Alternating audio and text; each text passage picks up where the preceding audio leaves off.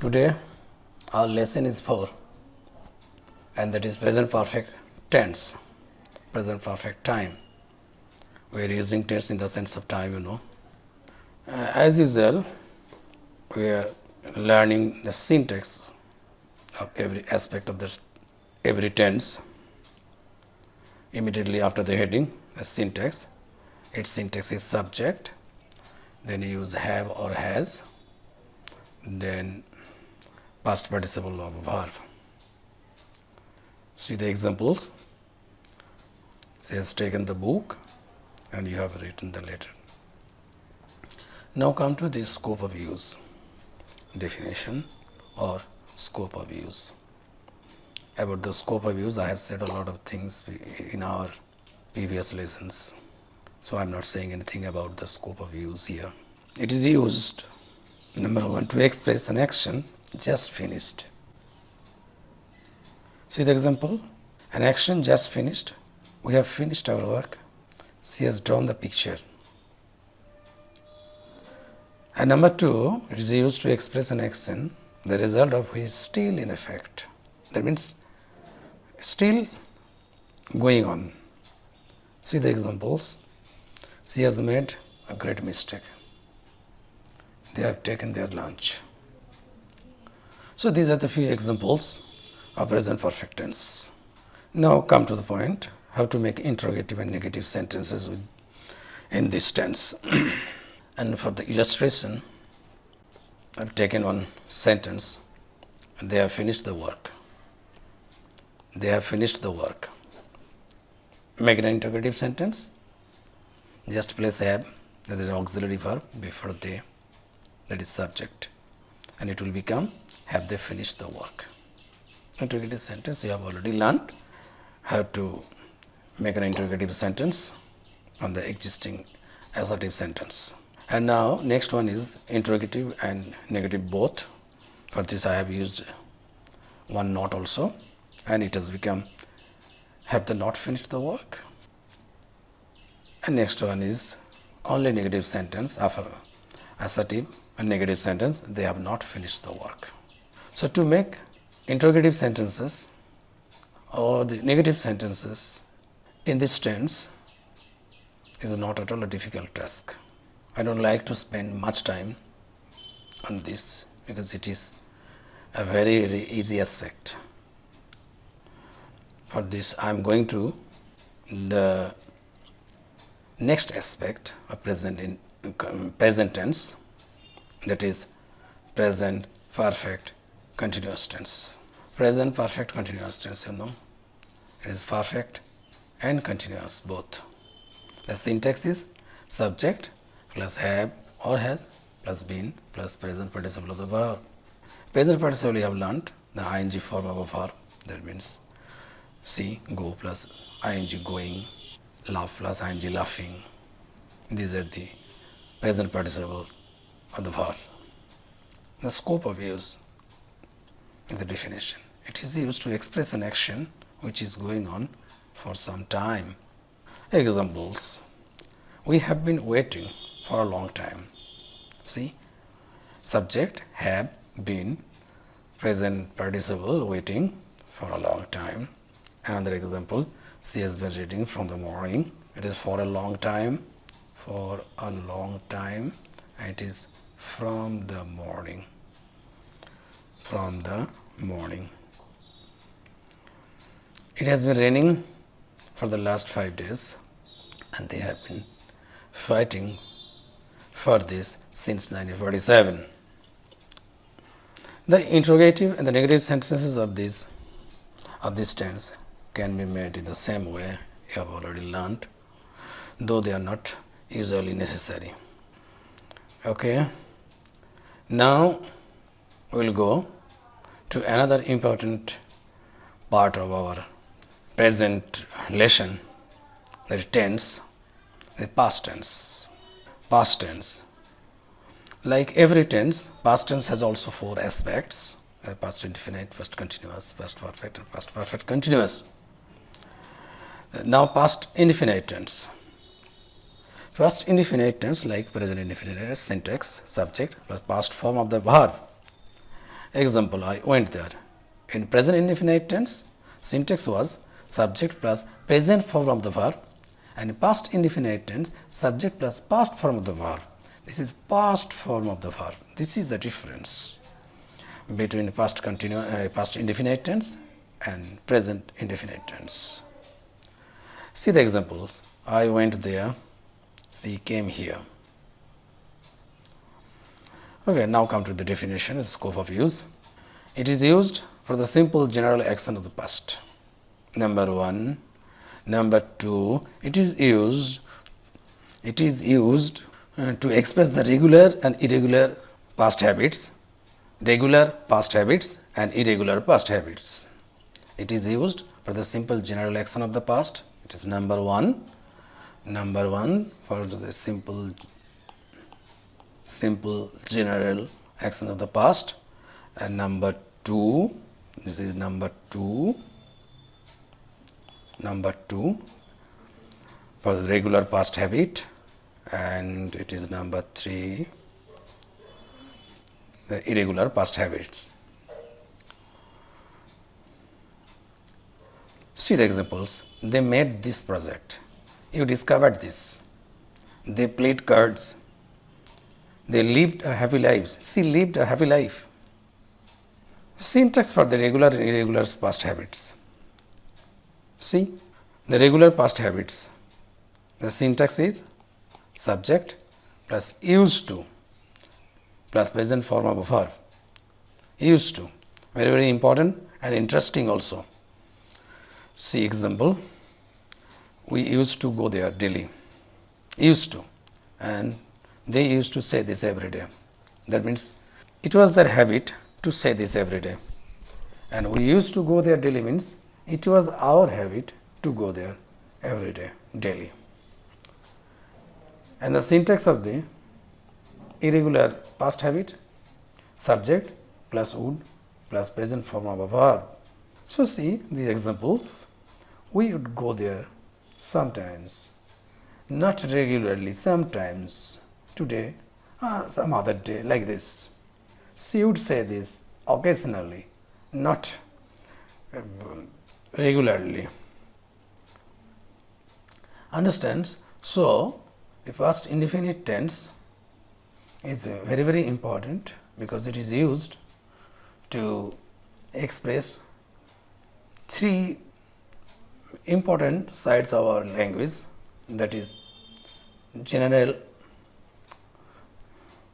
normal activities of the past and the regular past habits and the irregular past habits and habitual action. Now learn how to make the negative and interrogative sentences in this tense. Examples. She went there. This is an example. Now to make it negative, we'll take the help of a do verb. So the past of do plus past is equal to did, and when went minus past is equal to go. So do is here, did, she did not, and went is here, go there. She did not go there. This is how do has become did, and went is go. So she went there, she did not go there. Negative sentence. Now question, did she go there? Did she not go there? Didn't she go there? Why did she go? These are all negative or interrogative sentences. So another example is taken here. They broke the promise.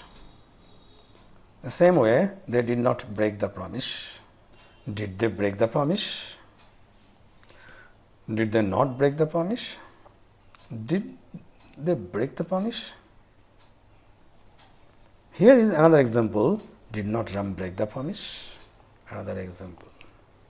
One interesting thing is that here and here, see, not is used after the subject, and here not is used before the subject. Ram. Why this is like this? Because here they is the subject, here Ram is the subject. But Ram is the noun and they is pronoun. When the subject is a pronoun, not is always used after it. When the subject is noun, not is always used before it. But if it is a short form like didn't, aren't, so it is always used before the subject, no matter whether it is a pronoun or a noun. But when it is not a short form, it is expanded form to two separate words, this is the syntax. If the subject is the pronoun, not will be placed after this, and if the subject is the noun, not will be placed before this. Another thing is there to remember in this context. When do, does or did is used in a sentence, the main verb will be always in the present form, in its root form, basic form. Here go, we have used did here, and the main form of the verb is go. It was went actually, but as soon as did is used, went became go. So remember, when do or does or did is used in a sentence to help the main verb will stay always in its root form. So you must remember these two important points, very, very important and very interesting also. Now go to past continuous tense. Past continuous tense syntax: subject plus was or were plus present participle or verb, like present continuous tense. The only difference is in present continuous tense here it was am, is or are, and was and were the past form of am, is, are. Am, is past form was, are past form were, present past. So subject plus was or were plus present participle of verb. You know present participle, ing form of verb, you have already learned from our previous lessons. Now take the example.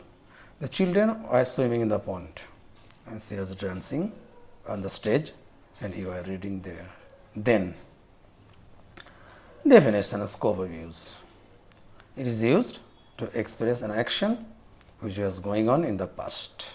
Okay, everything is written here. If you forget anything, just see the lesson and you can remember. So it is used to express an action which was going on in the past. And in present continuous tense, it is said that it is used to express an action which is going on in the present. So see the examples. With the help of the examples, your scope of use and definition will be clear. The student was reading and they were playing football. These two examples. The negative and interrogative sentences in this tense are formed in the same way as are formed in the present continuous tense. It is not at all a difficult job. So take one example. She was reading. We will make it negative. Only use not. She was not reading. Make it an interrogative. Was she reading? Again interrogative and negative. Was she not reading? No need of taking the help of any verb like do outside auxiliary verb, because the sentence itself has its own auxiliary verb. It is past continuous tense. Now we will go to past perfect tense. It is also one of the important aspects of tense. Past perfect tense. Its syntax is subject, then use had, then past participle of the verb. What is had? Present, have or has. Past, had. So present perfect tense, when you learn present perfect tense, you have seen a subject plus have has plus past participle of the verb. As it is past perfect tense, only change is here. The have and or has or have or has is changed into had, like this. So, subject plus had plus past participle of the verb. Take the example, they had left before I reached, or I reached after they had left. Definition, the scope of use. Two works were done in the past. One work first and then the other work. This tense is used for the first action, which is called more past, and for the second action, which is called less past, past indefinite tense is used for the second action. Now come to the example and see. The doctor came, this is the second action. The patient died, the first action. The combined form will be the patient had died before the doctor came. Again, the doctor came, this is the first action. The patient died, the second. After that, the combined form will be the patient died after the doctor had come. More examples. The train had left the station before we reached there. We reached the station after the train had left. So, here one interesting thing is there. The two past actions are there. One is the first action and other one is the second action. And we have to combine them into complex sentence. And in the combination, it is found that in the middle of the two sentences, either before or after is used. Before or after, these are the conjunctions. You have to use it either before or after. So, you must learn how to arrange those two parts, those two sentences in the sentence on the either side or before and after. So, in the sentence where there is before, the arrangement is like this. First use the past perfect, then before, then past indefinite. So, when after is used, first use past indefinite tense, then use after, then past perfect. So, how can you remember? It is easy to remember. Before, the word is saying use past perfect. Before me, before, the before. Before, after. The word after is saying use past perfect after me. So, past perfect is after the word after, and past perfect is before the word before. Past perfect is before the conjunction before. Now, past perfect continuous tense. Past perfect continuous tense is also like present perfect continuous tense. The present perfect continuous tense, the syntax was subject plus have or has plus been plus present participle of the verb. Here it is past for this subject plus had, and the rest of the words is the same. So, the syntax is subject, had plus been plus present participle of the verb. And you know the present participle, that is ing form of the verb. So, you know here have or has the present and its past tense is had, and we have used had here because it is past perfect. So, subject plus had, the change is here only, had plus been plus present participle of the verb. Now, see this example. It had been raining for the last 5 days. Another example, it had been raining from the morning. This is a very, very easy aspect, very easy part.